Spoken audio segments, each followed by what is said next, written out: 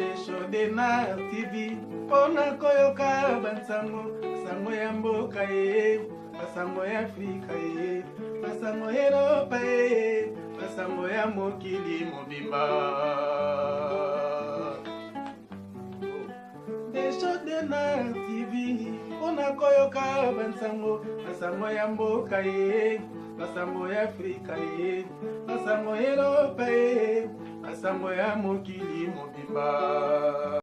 Bonjour, bonsoir Balandignon, soit des shows Denar TV. Merci Nabao Balandi des shows Denar TV. Sokotalingamba Aliboso, n'hésitez pas à s'abonner sur notre chaîne des shows Denar TV ota la réalité. Toye na sujet moko maman na biso apesi tolobe la sujet nae ndenge nini grande sœur nae aluka ki a sacrifié ye mais koloe sumasia abikisi ye. Quel est le problème?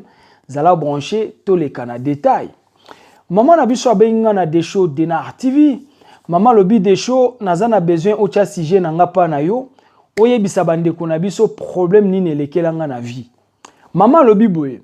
Des shows tozala ki na Kinshasa, grande sœur na biso ya liboso. Abala kanzamba pambola kaye azwaka mobali moko ya bien. Azala ki na ba moyen. Mobali wana bandai ko sala. Mais azalai mingi kotambola na ba pays na Afrique par rapport ya musala oya bandai ko sala. C'est-à-dire ba bandai ko kende ba mutation na mobali na ye. Alobi grande sœur nanga akoma ki na ba moyen, grande sœur nanga akoma ko voyager, anda okende ba voyage même en Europe, azozonga na Afrique. Ba ki komite ba ona mobali na ye na pays moko quelconque na Afrique, tokotanga pays te poto boma ba indice, mama lingi to beta lisolo na ye sans trace. Baye kotinda grande sœur na ye na mobali ne bakendaki na pays moko boye na Afrique.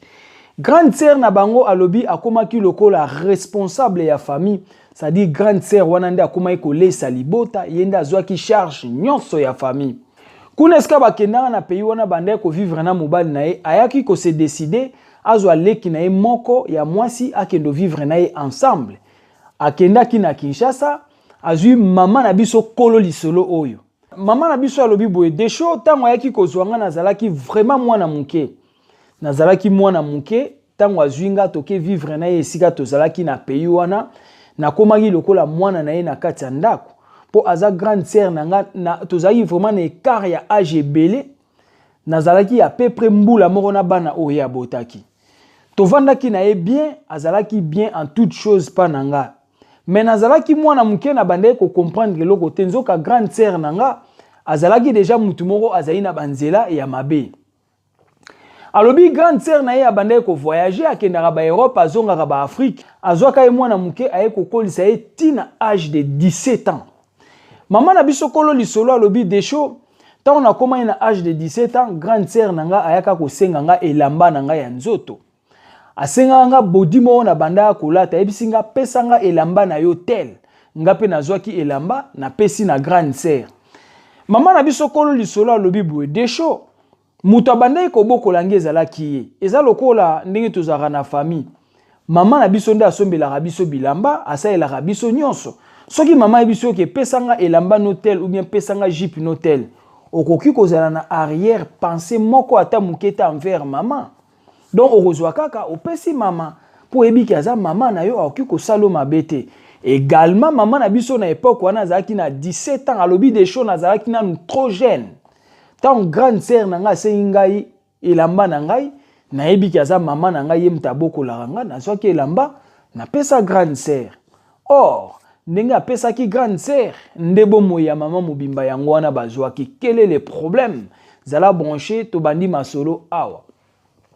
Maman lobi boye grande sœur atangisi ye ti na âge de 17 ans grande sœur nanga aye ko saelanga ba démarche pona ya na poto. Na ye ko ya na poto tant na komi na poto na vandaki na poto na bundani vi nzambe pe asalaki nazwaki mukanda. Mais chose grave maman na biso lobi boye des shows banda na komaka na poto bien que nazwaki mukanda mais vi nangi etikala ye ko marcher te. Maman lobi vi na ye zalaki problème sur problème. Makambo nyonso na poto abandai ko sala bandai ko simba te. Mais maman du fait kayebaki nzela losambo, na nzela ya losambo, na nzela ya église, nde baye ko lakisa ye, baye ko monisa ye prophétie ya kolobake, tango zalaki mwana muke, ezana mutu moko na famille na bino azwa bilamba na yo. Bilamba oyo pesaka bakenda nango na ndaku ya nganga. Bakenda nango paya ba marabu. Problème eza wana. Maman na biso aye komona ke oui prophétie eza exact. Tango azalaki na maboko ya grande sœur na ye, grande sœur na ye asengaka ye body. Pesanga elamba na yo moko ya tel apesaka elamba na maboko ya grande sœur na ye. Maman na biso atuni boye, est-ce que na ndenge grande sœur na ye atinda ye na poto, eza asalisa ye to asacrifiaka ye, ou bien asalaka ke atinda ye na poto po ayebaka peut-être problème ezoyela ye na vie. Point d'interrogation eza juste lisolo totie mutu na mutu apesa biso kaka ba réflexion ndenge tokenda nango na Desho Denar TV. Yango lo ni twenga etoloba na kati. Yaya. Eza na ba famille mingi, bomona grand frère o yenda salisaka famille. Plupart des cas to mona ba mingi bakendaka banzela mabe. Batu mingi basalisa batu na famille so ba komi na ba moyen, suka nango mona ka akota ka nzela mabe, suka nango mona alie mama, alie papa, alie bandeko na ye parce que maman na biso alobi Desho grande sœur nanga akomaka vraiment muta ba business akoma ekomona mbongo yenda simbaka famille mobimba. Mais à quoi sert soka tindanga na poto en même temps zwaka molimo nanga achaki quelque part? C'est ça la question. Maman zo regretter maman lobi Desho ndenge naza awa na benga grande sœur azo ebisanga nati keza jalousie nde ezo sala ngai. Donc grande sœur na ye ayebisi maman na biso kolo lisolo tika eza jalousie nde ezo sala yo. Maman na biso alobi Desho na comprenate banda na nyataki poto eloko moko marchaka te. Difficulté sur difficulté. Tita on est OK na église. Ba yeko pesa nga profession na nzela mabondeli et na yeko expliquer bango ndenge pe salama exactement ka nde balobela ki prophétie ndenge salama ba bondela pona nga vie efungwama vie ekoma kotambola ndenge esengela ki ezala. Yango maman na biso alobi Desho Denar TV zwa oyebisa bandeko. Yango to ngai toloba bomoni na vie eza na babilo mususu basala biso na ba parents na ba famille ba camarades soit ozalaki ignorant mais quelque part au monde la vie marche raté yaya na nzela masolo ya boye na nzela ba émission boye yo po ko fungola misu quelque part peut-être yo po mona eloko boye na vie na yaya kimaka mbangu na nzela ya losambo yoki kozala pe lisungi pona yo. Voilà pourquoi to linga to sala ba émission moko ya boye éducative oyo koki kolamsa mutu mayele quelque part. To mona na ba famille belé ba parents bazwa ba mbongo na nzela ya molili balia bana. To mona na mokili ba yaye belé ba koma na ba mbongo ya bakisi balia baleki na bango balia ba mama na bango. To mona ba jeune belé bazwa ba mbongo ba renya ba vimba ba somba banda kumituka mena suka balia ba papa balia ba mama na suka balia baleki na bango balia ba ya na bango. Tu vois. Voilà pourquoi tout ça la émission pour émission boye qui ko aider yo peut-être yo pe loro moya boye na vie na c'est salama o yo comprenate yaya luka nzela ya losambo luka basali ya bien kende pa basali ya nzambe ba oki ko sunga yo na nzela ya prière biso tout to ça na mabunga ebele oyo to sala na vie eza na ba pratique mususu to leka to sala oyo to ignora mais peut-être quelque part na vie ezo benda singa na bo moyi na biso.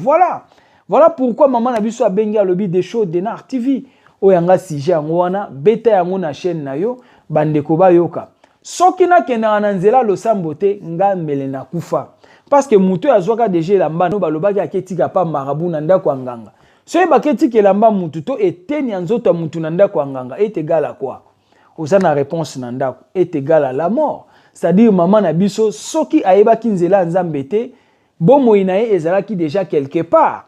Et ce qui totali plus loin de na uti koloba. Tanton de konaye ya mwasi alingaki a faire déplacer akende ko kufela musika po kufela na maboko na ete. Mais maman na biso juste après 34 ans d'âge. Vie et marche raté, vie bloquée depuis ayaki poto jusqu'à 34 ans d'âge. Maman e baraté nine kanga vie na ye. Maman uti ko yeba makambo wana tango e ko koma na 34 ans. Maman lobi des choses na souffrir na moni o nga na monate.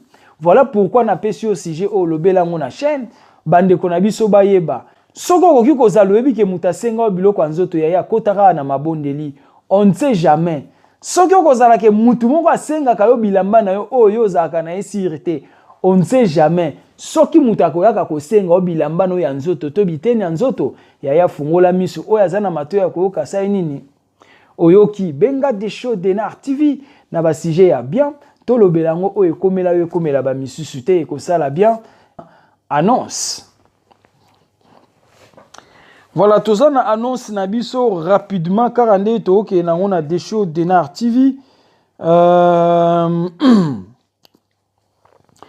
Nazana annonce na biso tozana mama na biso, mama zana 31 ans d'âge, mama zana 31 ans d'âge, mama zana besoin mobile ya bien responsable ba vivre nae, mama zana France, mama zana besoin mobile 36 42 ans soko za intéressé benga des shows Denar TV.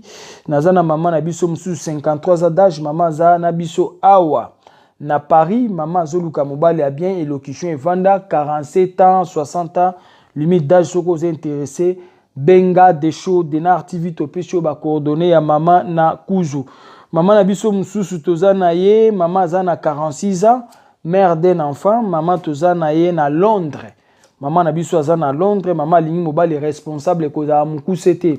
So za mukuse ko benga te po ekosunga te critère wana yango te mama lingi. Mama lingi mobali âge zate mais azala mukolo na epo mama zana 46 ans. Soko za intéressé benga des shows Denar TV toko pesa yo ba coordonnées ya mama na kuzu. Na mama na biso mususu mama za mère de 4 enfants, mama za na Hollande.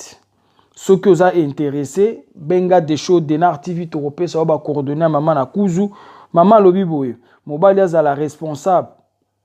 Mobali azala responsable okoza na bana oui mais zala engambe zala moi un peu taille lancé pour ne pas oser la mukuse et oser la propreté. Maman lingi mobile à partir à 45 ans plus ce qu'on a intéressé benga des shows Denar TV to pesio ba coordonnées na kuzu. Tozana de mapangu ya koteka en fait tozana 3 mapangu ya koteka. Tozana lupangu liboso eza terrain vide na Kinkole lupangu wana terrain wana eza 20/20. Na entrée principale à Kinkole soko ze intéressé benga des shows Denar TV. Tozana lupangu na Njili quartier 5. Lupangu wana eza na place commerciale. Lupangu eza 18/20. Soko za intéressé benga des shows Denar TV. Topesio ba coordonnées na kuzu. Tozana lupangu mususu na Bumbu. Na Bumbu tozana lupangu moko eza wana 26/24. Soko za intéressé benga des shows Denar TV topesio ba coordonnées na kuzu. Soko talingamba liboso, n'hésitez pas à s'abonner sur notre chaîne des shows Denar TV, aimer commenter votre émission.